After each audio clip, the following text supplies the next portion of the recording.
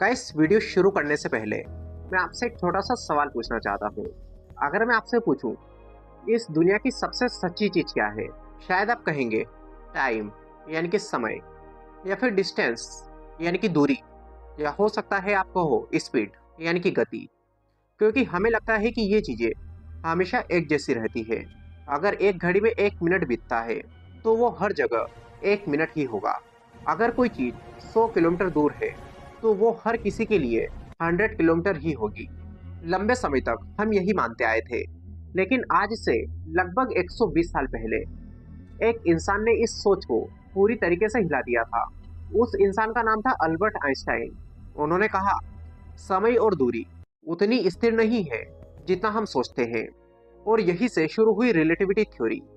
समय था 1905, जब जर्मनी में जन्मे एक बच्चे ने, जो कि बड़ा वैज्ञानिक नहीं था, यह स्विट्जरलैंड के एक शहर बर्न में एक पेटेंट ऑफिस में क्लर्क की नौकरी कर रहा था। बच्चे का नाम था अल्बर्ट आइंस्टाइन। इनका काम था लोगों के इन्वेंशंस के डॉक्यूमेंट्स पढ़ना। लेकिन उस नौकरी के बीच बीच में वे एक सवाल के बारे में सोचते रहते थे। एक ऐसा सवाल जिसने बाद में पूरी फिजिक्स को बदल दिया। जब आइंस्टाइन लगभग 16 साल के थे, तो उन्होंने खुद से एक अजीब सवाल पूछा कि अगर मैं लाइट बीम के साथ साथ दौड़ूं, तो मुझे लाइट कैसे दिखेगी?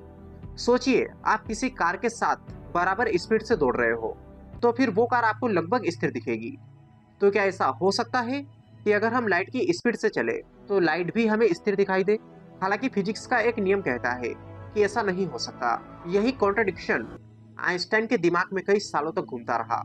इस दौर में दुनिया के सबसे महान वैज्ञानिक माने जाते थे सर आइजैक न्यूटन। इनकी फिजिक्स के अनुसार टाइम हर जगह एक जैसा होता है, स्पीड हर जगह एक जैसी होती है, और ग्रेविटी एक फोर्स है, बल है। और लगभग 200 साल तक न्यूटन की फिजिक्स ही दुनिया की सबसे सटीक फिजिक्स मानी जाती रही। लेकिन फिर 19वीं सदी के अंत में एक अजीब समस्या सामने आई। वैज्ञानिकों ने एक्सपेरिमेंट्स करके पाया कि लाइट की स्पीड हमेशा सेम रहती है, लगभग 2,99,792 किलोमीटर प्रति सेकंड। फिर चाहे आप स्टेशनरी हो या फिर बहुत तेज चल रहे हो। इस डिस्कवरी का संबंध था एक फेमस एक्सपेरिमेंट से, जिसे कहा जाता है मिशेल्सन मोर्ले एक्सपेरिमेंट। 1887 में हुए इस एक्सपेरिमेंट ने यह दिखाया कि लाइट की स्पीड ऑब्जर्वर पर डिपेंड नहीं करती। हालांकि ये डिस्कवरी उस समय की फिजिक्स से मैच नहीं कर रही थी। और यही से फिर आइंस्टाइन ने एक नया आइडिया दिया। 1905 में अल्बर्ट आइंस्टाइन की उम्र थी 26 साल। तब इन्होंने एक रिसर्च पेपर पब्लिश किया। उनकी इस थ्योरी को कहा गया स्पेशल रिलेटिविटी। रिलेटिविटी का पहला नियम कहता है कि यूनिवर्स में एक ऐसी चीज है जो हमेशा कांस्टेंट रहती है, और वो है लाइट की स्पीड। चाहे आप स्टेशनरी हो या रॉकेट में बैठकर लाखों किलोमीटर प्रति घंटे की स्पीड से चल रहे हो, लाइट की स्पीड आपके लिए भी वही रहेगी और दूसरे ऑब्जर्वर के लिए भी सेम रहेगी। लेकिन इसका मतलब क्या हुआ कि अगर स्पीड कांस्टेंट है, तो यूनिवर्स को बैलेंस करने के लिए कुछ और चीज बदलनी पड़ेगी। और यहाँ पर फिर बदला टाइम और स्पेस। अल्बर्ट आइंस्टाइन ने कहा कि टाइम और स्पेस एब्सोल्यूट नहीं है, वो रिलेटिव है, यानी कि टाइम भी बदल सकता है। हमारे लिए ये सुनना बहुत स्ट्रेंज है, क्योंकि हमें लगता है कि समय एक यूनिवर्सल क्लॉक है। लेकिन आइंस्टाइन ने कहा कि अगर कोई चीज बहुत तेज चलती है, तो उसके लिए टाइम स्लो हो जाता है, जिसको कहा जाता है टाइम डिलेशन। आप इसको एक एग्जांपल से समझो।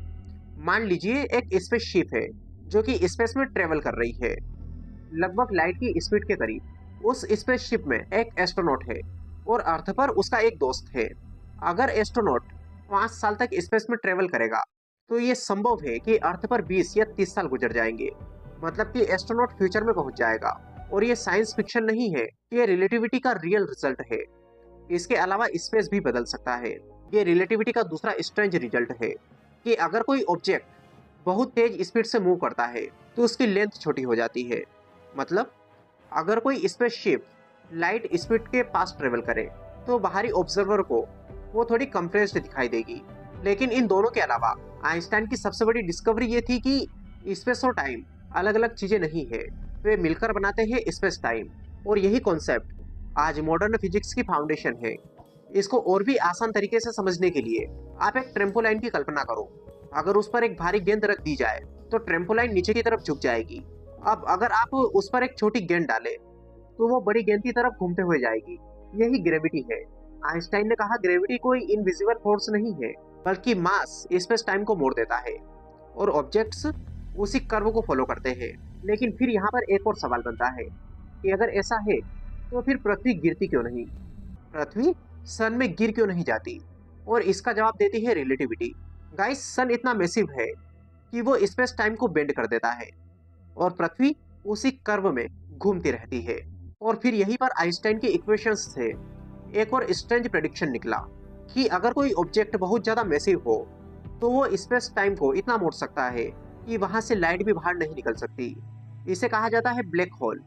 आज हम जानते हैं कि हमारी गैलेक्सी के सेंटर में एक ब्लैक होल है, सेजिटेरियस ए, जिसका मास सूरज से लगभग 40 लाख गुना ज्यादा है। रिलेटिविटी से पहले लोग सोचते थे कि रियलिटी सिंपल है, लेकिन आइंस्टाइन ने दिखाया कि रियलिटी ऑब्जर्वर पर डिपेंड करती है। आप कहाँ खड़े हैं, कितनी स्पीड से चल रहे हैं, आपका ग्रेविटेशनल फील्ड क्या है, इन सब पर डिपेंड करता है कि आप यूनिवर्स को कैसे देखते हैं। आइंस्टाइन ने एक बार कहा था, reality is merely an illusion albeit a very persistent one. मतलब रियलिटी शायद एक इल्यूजन जैसी है, लेकिन बहुत स्ट्रॉन्ग इल्यूजन। आइंस्टाइन के बाद रिलेटिविटी को कई एक्सपेरिमेंट्स ने प्रूव किया। आज भी हर दिन आपके मोबाइल में आइंस्टाइन की रिलेटिविटी के नियम लागू होते हैं। जीपीएस सैटेलाइट अर्थ के चारों ओर ऑर्बिट करते हैं। इन सैटेलाइट्स में एटॉमिक क्लॉक्स लगे होते हैं, लेकिन रिलेटिविटी के कारण उन क्लॉक्स का टाइम अर्थ के क्लॉक्स से थोड़ा सा अलग चलता है। अगर वैज्ञानिक ये करेक्शन न करे तो ये जीपीएस सिस्टम हर दिन लगभग 10 किलोमीटर तक गलत लोकेशन दिखाने लगेंगे। लेकिन इन सब के बावजूद एक बड़ा सवाल अभी भी बाकी है। रिलेटिविटी हमें बताती है कि टाइम फ्लेक्सिबल है, स्पेस फ्लेक्सिबल है, ग्रेविटी स्पेस टाइम का कर्व है। लेकिन एक सवाल अभी भी खड़ा है कि अगर समय और स्पेस बदल सकते हैं तो फिर क्या फ्यूचर में ट्रेवल करना पॉसिबल है? और इससे भी बड़ा सवाल, क्या रियलिटी सच में उतनी सॉलिड है जितनी हमें लगती है, या फिर यूनिवर्स हमारी कल्पना से कई ज्यादा स्ट्रेंज है? और अगर समय बदल सकता है, अगर समय धीमा हो सकता है, तो फिर एक सवाल खुद ब खुद पैदा होता है, क्या हम सच में आगे जा सकते हैं? और अगर जा सकते हैं तो इसका मतलब है कि हमारा फ्यूचर पहले से ही कहीं न कहीं मौजूद है। हम सबको लगता है कि समय एक नदी की तरह बहता है, पहले पास्ट, फिर प्रेजेंट, फिर फ्यूचर। लेकिन रिलेटिविटी हमें बताती है कि शायद समय ऐसे नहीं चलता, बल्कि पूरा यूनिवर्स एक 4 डायमेंशन संरचना हो सकता है, जिसको कहा जाता है स्पेस टाइम। और आइंस्टाइन के इस विचार को एक गणितज्ञ ने आगे बढ़ाया था, जो कि अल्बर्ट आइंस्टाइन के टीचर थे। नाम था हरमन मिन्कोवस्की। इन्होंने 1908 में कहा कि स्पेस और टाइम अलग अलग चीज नहीं है, बल्कि वे एक साथ मिलकर एक स्ट्रक्चर बनाते हैं। इसका मतलब ये हुआ कि यूनिवर्स में सिर्फ 3 डायमेंशंस नहीं है, लंबाई, चौड़ाई या फिर ऊंचाई, बल्कि एक चौथा डायमेंशन भी है, जिसे कहा जाता है टाइम। आप कल्पना करो, पूरा यूनिवर्स एक बहुत बड़ा नक्शा है। उस नक्शे में आपका जन्म भी मौजूद है, आपका आज भी मौजूद है और आपका भविष्य भी मौजूद है। मतलब कि हम सिर्फ उस नक्शे पर एक रास्ते पर चल रहे हैं, जिसके अनुसार पास्ट, प्रेजेंट, फ्यूचर सब एक साथ एग्जिस्ट कर सकते हैं। हमारा दिमाग बस उन्हें एक एक करके अनुभव करता है। रिलेटिविटी का सबसे ड्रामेटिक इफेक्ट देखने को मिलता है हमको ब्लैक होल के पास। ब्लैक होल गाइस इतना मैसिव होता है कि वो स्पेस टाइम को बहुत ज्यादा मोड़ देता है, जैसे किसी रबर शीट को जोर से दबा दिया जाए। इसका मतलब ये है कि उसके पास टाइम बहुत धीमा हो जाता है। अगर कोई एस्ट्रोनॉट ब्लैक होल के पास चला जाए और वहां पर कुछ समय बिताए, तो जब वो वापस आएगा तो अर्थ पर शायद कई साल बीत चुके होंगे। और अब आते हैं सबसे एक्साइटिंग सवाल पर, क्या टाइम ट्रेवल पॉसिबल है? गाइस, रिलेटिविटी के अनुसार फ्यूचर में ट्रेवल करना थ्योरेटिकली पॉसिबल है और इसके 2 तरीके हो सकते हैं। पहला तरीका, अगर कोई स्पेसशिप लाइट स्पीड के बहुत करीब ट्रेवल करे तो फिर उसके लिए समय धीमा हो जाएगा। इसका मतलब है कि वो स्पेसशिप फ्यूचर में पहुंच सकती है। हालांकि अभी तक कोई भी ऑब्जेक्ट लाइट स्पीड के पास नहीं पहुंच पाया, क्योंकि फिजिक्स का नियम कहता है कि किसी भी ऑब्जेक्ट को लाइट स्पीड तक एक्सेलरेट करने के लिए इनफाइनाइट एनर्जी चाहिए। लेकिन दूसरा तरीका है ग्रेविटी।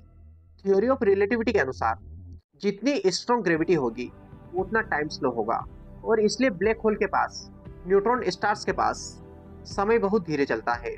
ये सिर्फ थ्योरी नहीं है, टाइम डिलेशन का इफेक्ट हम पृथ्वी पर भी मेजर कर चुके हैं। 1971 में एक फेमस एक्सपेरिमेंट हुआ था, जिसका नाम था हाफेले किटिंग एक्सपेरिमेंट। इसमें वैज्ञानिकों ने एटॉमिक क्लॉक्स को एरोप्लेन्स में रखकर पूरी पृथ्वी के चारों ओर उड़ाया। जब उन क्लॉक्स को वापस कंपेयर किया गया तो पता चला कि उनका समय थोड़ा सा अलग था। ये डिफरेंस बिल्कुल वही था जो रिलेटिविटी प्रेडिक्ट करती है। गाइस, रिलेटिविटी हमें एक बहुत स्ट्रेंज पिक्चर दिखाती है। यूनिवर्स कोई सिंपल मशीन नहीं है, ये एक डायनेमिक फैब्रिक है जहाँ स्पेस मुड़ सकता है, टाइम धीमा हो सकता है और ग्रेविटी ज्योमेट्री बन जाती है। और यही से फिजिक्स एक फिलोसॉफिकल सवाल तक पहुंच जाती है कि अगर समय अलग अलग ऑब्जर्वर्स के लिए अलग अलग है तो रियल टाइम कौन सा है, आपका या किसी एस्ट्रोनॉट का या फिर किसी ब्लैक होल के पास का। और इसका जवाब रिलेटिविटी देती है कि इनमें से कोई भी एब्सोल्यूट नहीं है। हर ऑब्जर्वर की रियलिटी थोड़ी सी अलग होती है।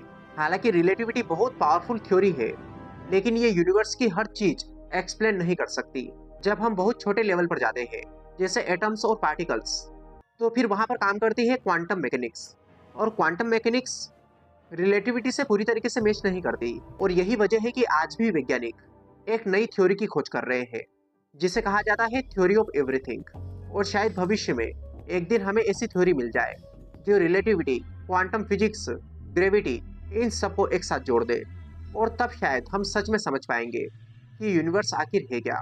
खैर, इसके बारे में आप क्या सोचते हैं? अपने विचार कमेंट बॉक्स में बताइए। वीडियो पसंद आए तो इसे लाइक करिए, चैनल पर नए हो चैनल को सब्सक्राइब कर लीजिए। Wish you all the very best. Thank you so much.